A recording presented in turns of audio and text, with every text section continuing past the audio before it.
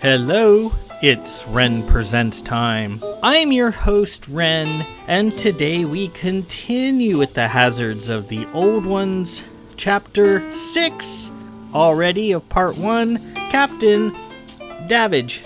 In our previous episode, we were made privy to the insane doings of Lord Milton, a vassal to the Duke of Olland, irascible, cranky old fart who wants to kill the Duke. Or, I'm sorry, I should say kill the Duke in any way, shape, or form possible. The Lord Milton is beholden to the Duke because of a secret that the Duke knows about Lord Milton, and should this secret get out, it would be ruinous for the House of Milton. And I've mentioned this in the commentary that when I first wrote this in the first draft or two, I don't remember, and I started talking about this secret that the Duke has, I didn't have a flippin' clue what this secret was. No clue, none. I just I have faith in my own creativity that at some point I will know what the secret is, but I know that I didn't know what it was while I was writing it. But sure enough, eventually it came to me, and oh boy, it'll come gushing out later. In those little sketches that I've been including that are supposed to have come from Cara Hill's diary, and the sketch he made of Lord Milton sort of hints at what this secret is. I wonder what it could be. I wonder. If you look at that, it's chock full of information, and we will get to that later. If you hear all this snorting and grunting in the background, that's my dogs, Boo Boo and Bagasita, two Boston Terriers who I love a lot, but whenever I'm doing a recording, they just love to come in here and just ruckus about in the background. Usually they start barking. And Boston Terriers aren't supposed to bark. That was one of the selling points of the breed. But they when they get to barking, they bark. But right now they're just sort of rolling around on the ground. Lots of snorting with these brachycephalic dogs. Lots of grunting. Love them to death. If you hear all that noise in the background, it's my dogs. This week we go to Captain Davage from his point of view and his fleet business to the south. We've been hearing about Captain Davage as Sig misses him. She is his wife, and she's all alone at the castle while he conducts his fleet business, and she really wants him home. And the sisters also want him home. They have come to Castle Blanchfort to see him. Why? We don't know at this point. I know, but it hasn't been revealed yet. Captain Davage was the initial protagonist in Book 1, Sigillus of Metatron. He's the one who bucked the sisters' orders. They were going to execute Sigillus of Metatron, who had been captured in battle. But Captain Davage didn't want to kill her because using his gift of sight, he can see through walls. He can see miles away from where he is. He can see in the dark. He can see things that are teeny tiny and things that are huge. Gift of sight. He sees Sigillus, a mindless black hat at that point, sitting in her cell waiting for the sisters to take her out. And he notices that she is the spitting image of his childhood friend, Lady Hathaline of Durst. Completely look exactly the same. Red hair, green eyes, the turn of the cheek, the contour of the nose, everything perfect. Except Sigillus, being a black hat, has a creepy shadow mark around her right eye, which Lady Hathaline did not have. And Lady Hathaline was his friend who followed him to the stars and became his navigator. And then she got her own command eventually aboard the fleet ship, the Dart, and was killed in battle with Captain Davage's former fiancée, Marlith of Xandar, or Princess Marlith. And Captain Davage always mourned his friend. He knew that she loved him beyond just being friends, that she loved him. They'd grown up together, she'd always made her feelings known, but he never really reciprocated her love other than giving her his friendship. And they'd had an argument, and then she got killed, and he always felt incredibly guilty about that their last words were spoken in anger, and his regret that he could never have told Hath, hey, it's okay, I forgive you for messing up my wedding to Princess Marlith, which wouldn't have gone well anyways. I forgive you, and thank you for thinking of me during those times. But he couldn't say that because she's dead. And then all of a sudden, here's this weird black hat, the deadly Sigillus of Metatron, famous in League circles for having killed an entire squadron of Marines and having survived battles with the Sisterhood of Light, which is rare. The Sisterhood is more powerful than the Black Hats, and they usually have their way with them. And their battles are pretty much to the death, so whenever they face a Black Hat in battle, they usually kill them, but not Sig. Sig survived. It was a very old Black Hat. And there she is, this spitting image of Lady Hathaline, and he wanted to know why. How did this happen? Are they somehow related? Are they sisters? What? So he would not allow the sisters to execute her. The sisters really don't need his permission. Sisterhood does whatever it wants. They're at war with the Black Hats, and that is their usual prescription for a Black Hat, is to off them. But they're always been good friends with the House of Blanchford. They enjoy their counsel and their company, and Captain Davage wanted to go on some crazy experiment, and they said, okay, we'll indulge him.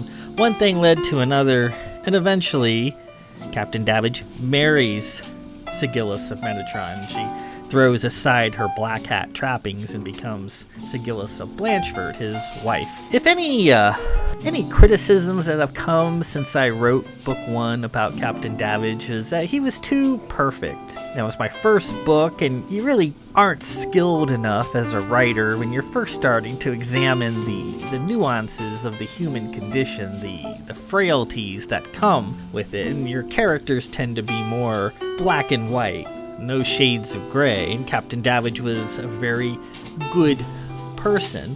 I made sure that he was always humble. That's one of my big things, is humility. I hate arrogant heroes that sashay about the pages and are full of themselves. I can't stand that. So I made sure Captain Davage was very humble, very self-effacing, not a fortune seeker, not a fame seeker. He's just a captain in the fleet doing his job, and this crazy thing happened with Sigillus Metatron. I rectified Captain Davage's lack of faults by eventually having his son, Lord Cable, have lots of faults, lots of issues that he had to grapple with and overcome. And being part of his issues was being the son of two very famous people, Captain Davage and Countess Sigillus, and having to live up to those standards. I'm sure any child of someone who's famous and well established and considered to be great by their peers would be hard, and that was rough on Lord Cable. Captain Davage, always one of my favorite characters. He's just a good person. There's nothing sinister about him, nothing hidden. Everything is out in the open. He's a nice guy. He's a good guy. That's why Sig loves him so much. And we've heard about him. Now we're going to see him. So let's proceed immediately. Part 1, Chapter 6, Captain Davage.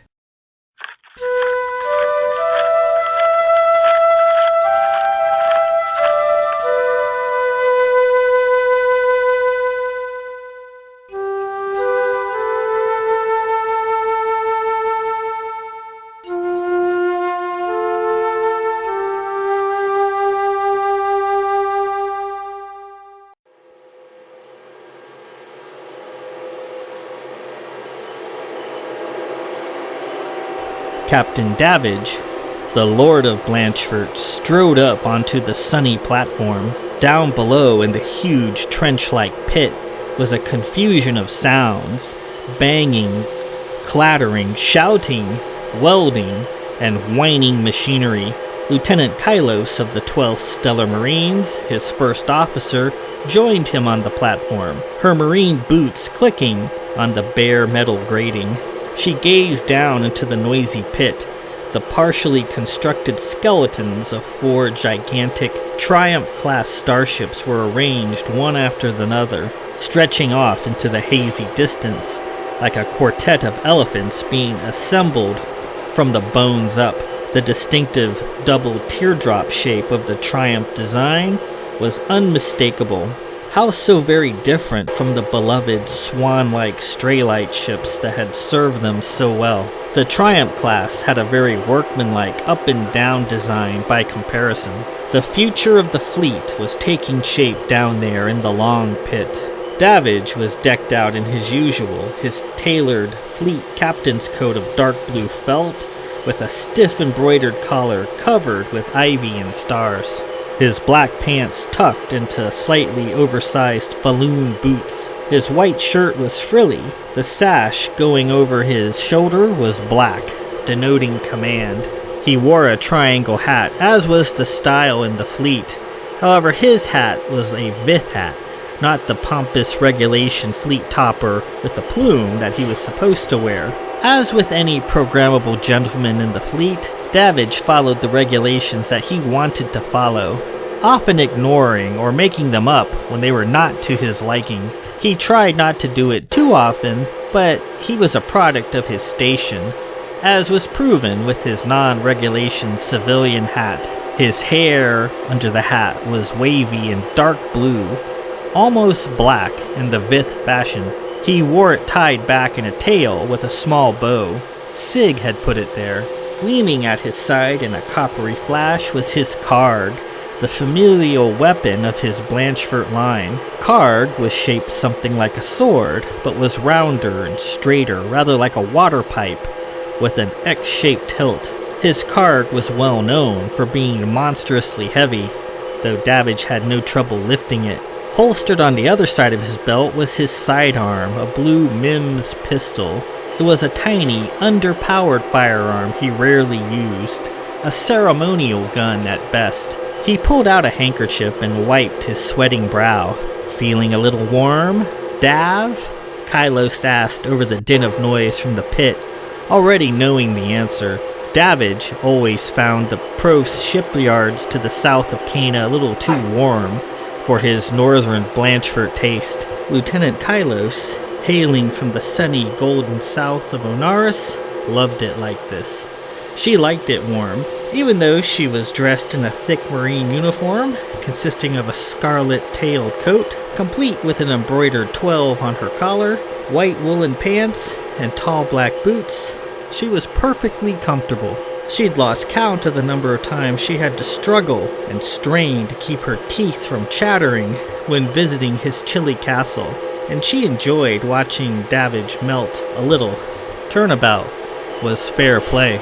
She stood next to him, her long brown hair jostling in the warm breeze. She was almost, but not quite, as tall as he was, the two of them over 6 feet.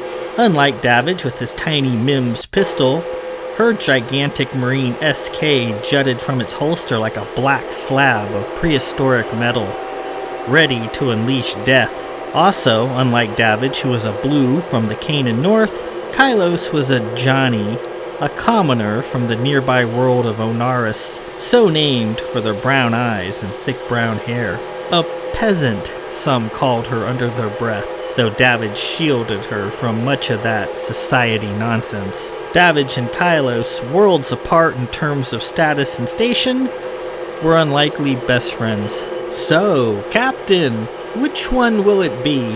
Lord Milos of Probert asked, making his way up the platform.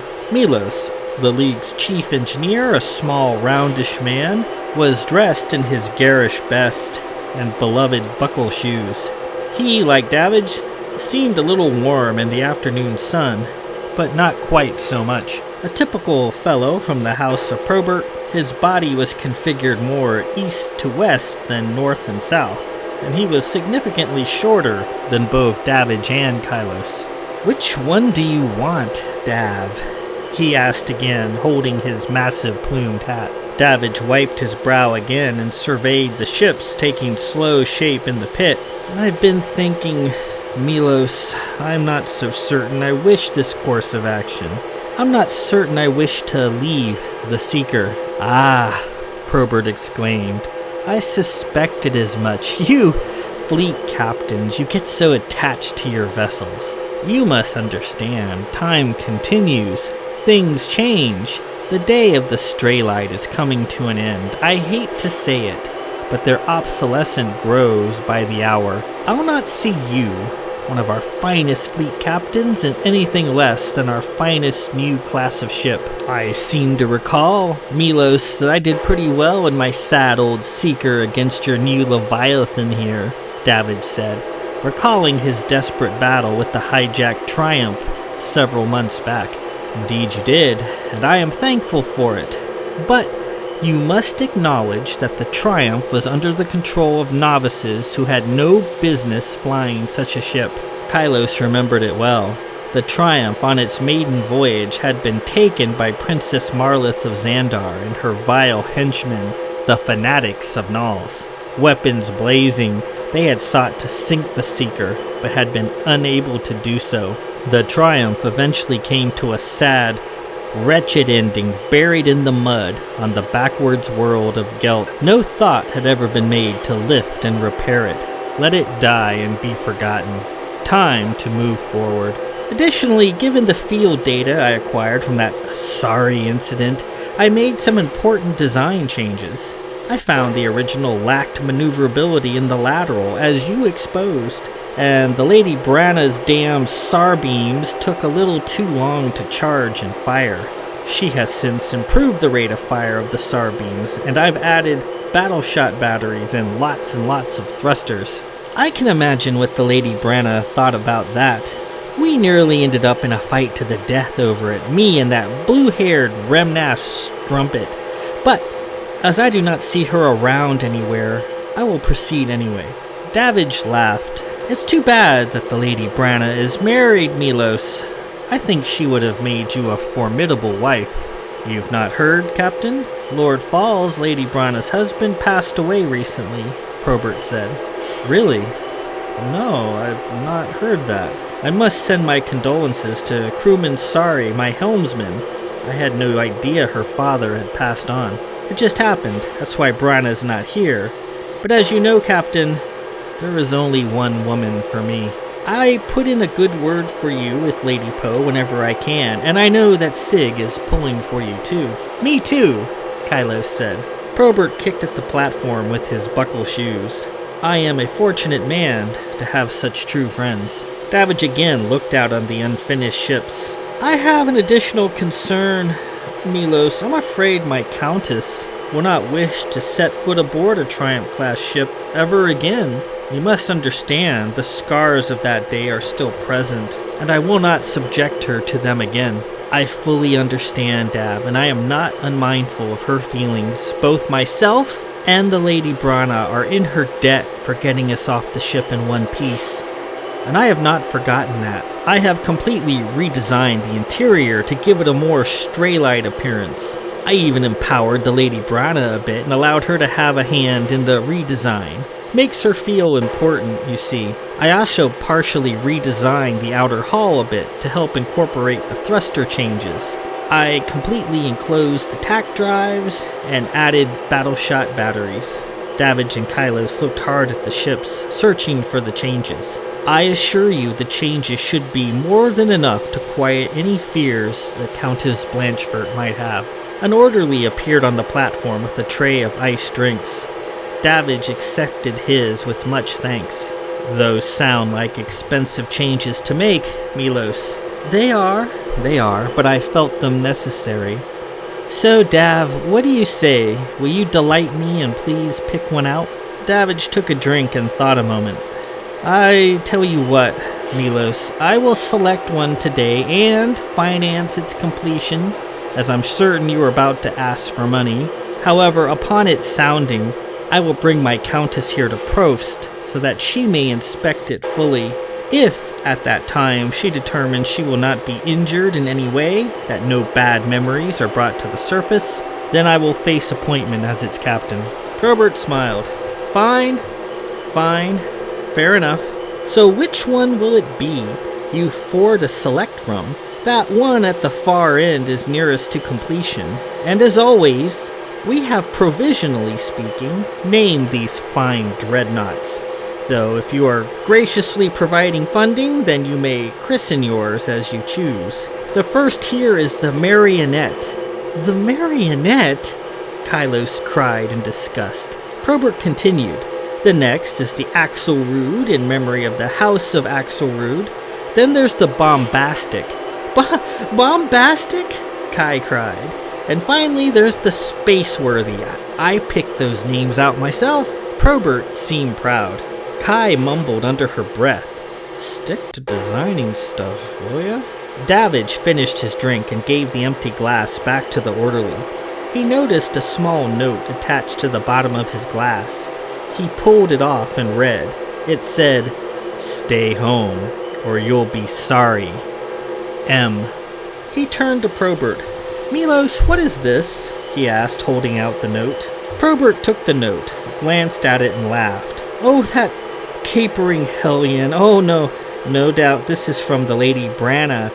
You must have received my glass, Dav. Certainly she doesn't wish me here in the yards, making changes in good progress without her present to protest, badger, and delay that clucking hen. It's signed with an M, Milos." He threw the note away, no doubt trying to pin the blame on me, when clearly she did it. "Apologies, Dav, that you had to become involved in our ongoing confrontations. I'm going to tap her on the shoulder with an armored glove when next I see her. Now, sir, the question remains at hand. Which will you pick out?" Davage put his hands behind his back and sighed. "Kai, you make the selection." Kylo stood there holding her drink. "Me? You want me to pick, Dav?" "I do. Pick us a winner." She set her glass down and stared at the ships in the pit, crawling with craftsmen and dripping with welded sparks. "That one," she said finally, pointing out to the far end. "The second from the end there." "Ah, the Bombastic. An excellent choice." Why that one, if I may ask, as a matter of interest?" Probert said. Kylo shrugged. "I don't know, it feels right." Probert smiled. "Agreed, and what shall we call her? Or shall we leave her as the Bombastic?" Davage again turned to Kylos. "Kai?" She thought a moment more. "We're changing the name. Your first ship was called the Faith, right, Dav?"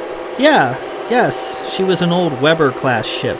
Been scrapped, I think." Probert put his arms behind his back. Yes, a few years ago, he said. Got reclassed as a Tekel.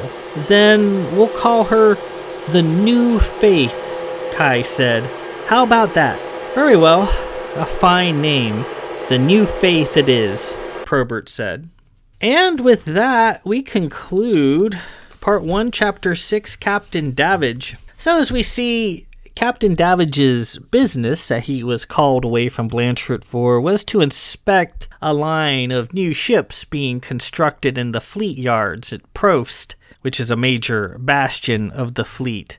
And the fleet is a very austere organization. It's not really a government organization like our military. The U.S. military is funded by taxpayer dollars.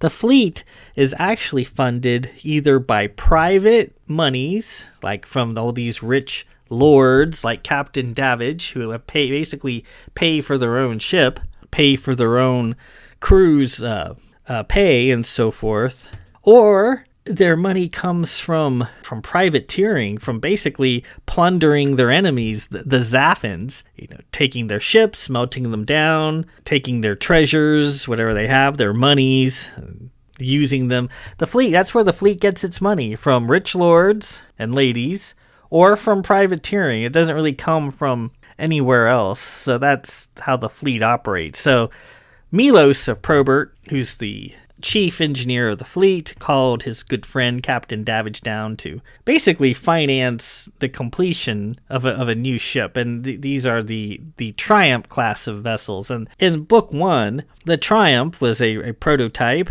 Captain Davage's Seeker was an older Straylight vessel, kind of a swan-shaped ship that he'd been flying around in for a long time. But as with militaries go, technologies change, the new becomes old, and so the Seeker is falling into obsolescence. And as we see in the second series with Paymaster Stenstrom, the Seeker was going to be melted down for scrap, but it managed to sidestep that and picked up a new captain, Lord Stenstrom of Belmont, South Tyrol. But that's another story for another time.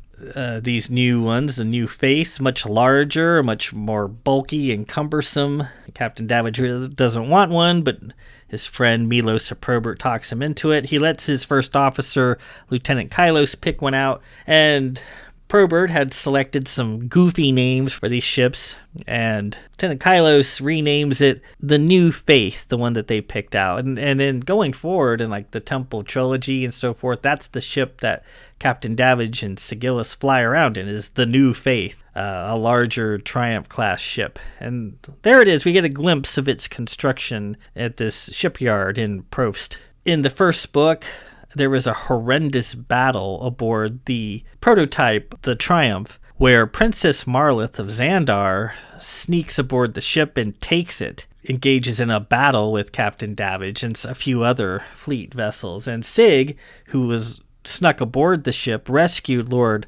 Probert and the Lady Branna that they had mentioned. She got them off the ship, and then Sig, all by herself, took on Princess Marlith and her accomplices, the Fanatics of Knowles. In a horrendous battle, the ship eventually crashes on this backwards world known as Gelt, and Sig, having gone mad with all the wounds that she had suffered in the battle with the princess and her fanatics, impaled pretty much every one of them on a forest of Shadowtech spikes. All those events happened in Book 1, and Captain Davage was concerned that this traumatic experience that happened to Sig on the Triumph would carry over into this new ship, which is also a Triumph-class vessel. And that was his main concern, that Sig would have bad memories of that horrific event. And he said, well, I'll pay for this one here, the second from the end. I'll fund its completion. But then once it's ready,